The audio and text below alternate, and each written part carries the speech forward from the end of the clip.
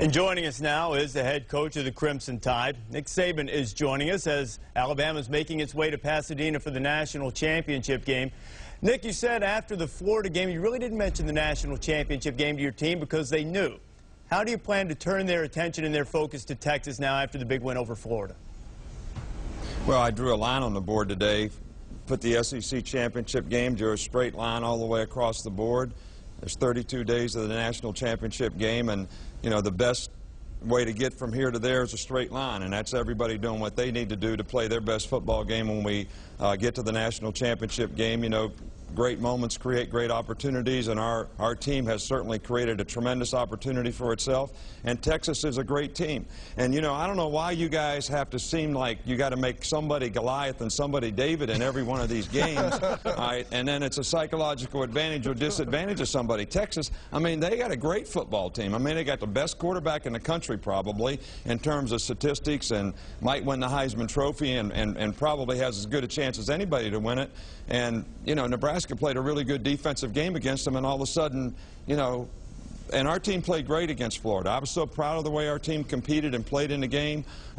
Great resiliency, competitive character. I mean, something that we learned in last year's game, and losing, we were able to, you know, have the will to win this year, and I was really proud of our team. But Texas has a great team, and there is no David and Goliath in this game. Why can't it be a great game with two great teams playing? That's my question for you. I think I'm sold. Two Goliaths, two great traditional powerhouses throughout the history of college football. Nick, as you look at this game, you talked about the refusal to be denied, the competitive character of a champion.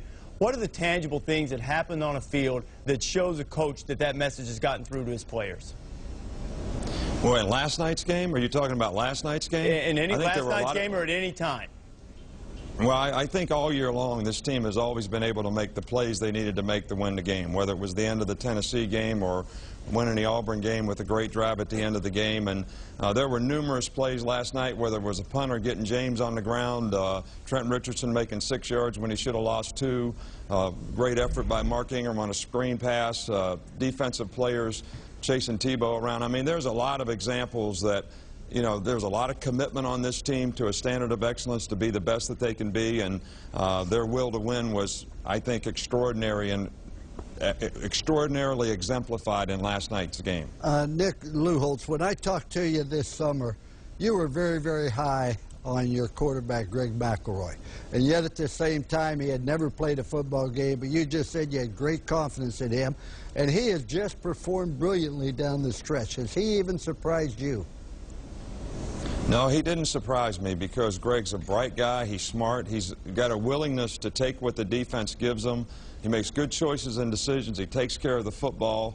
And what he lacks maybe in just having the strongest arm in the world or whatever, he makes up for in making good choices and decisions. And the quarterback's a distributor of the ball, in my opinion. And he does a great job of distributing the ball to a lot of our players on our team and giving us a chance to make plays. And our entire offensive team, offensive line did a great job last night. Receivers did a great job. 3 runners did a great job in the game.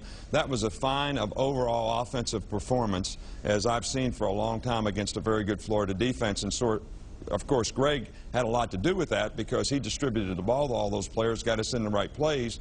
But I was really proud of the way our offensive team played. And when we had to do a player of the week this week, it was the whole offensive team because they did a great job.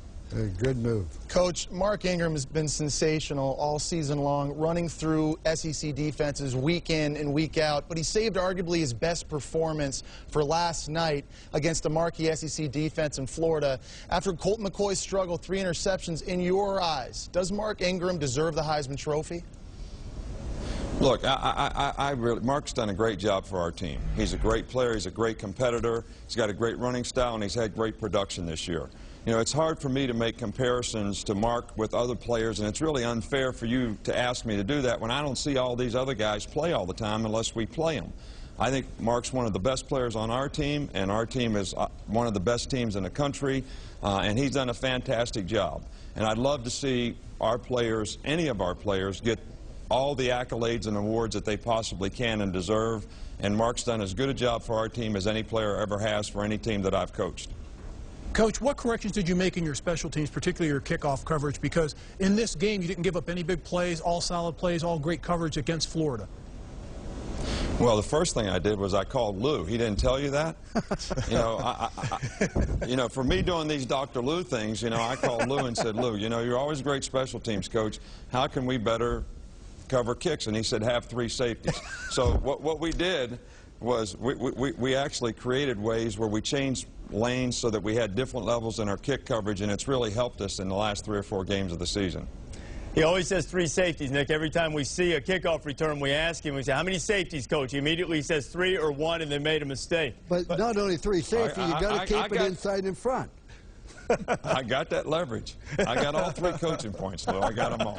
I just have so much respect and so proud of what you've done. And I said I've coached against you, and after you play, I would count the guys on defense because I swear you had 15 guys coming after in different ways. You could be playing with 11. Hey, Nick, what impact does it have on preparation when the other team has a staff that had a couple of guys that have worked as closely with you as Muschamp and Applewhite have? Well, both those guys are really good coaches, did a fantastic job for us when they worked for us. I think Will Muschamp's one of the finest assistant coaches that's ever worked for me on any level, and did a wonderful job, and he's done a tremendous job at Texas. And Major Applewhite is one of the fine young coaches, young offensive minds that's going to develop into a great offensive coordinator and a good head coach someday. But I really think that stuff gets overrated, because I think when we play, especially when you have this much time, we'll know so much about each other's team, tendencies, watch the entire season, have cut-ups, and have a really good feel for it.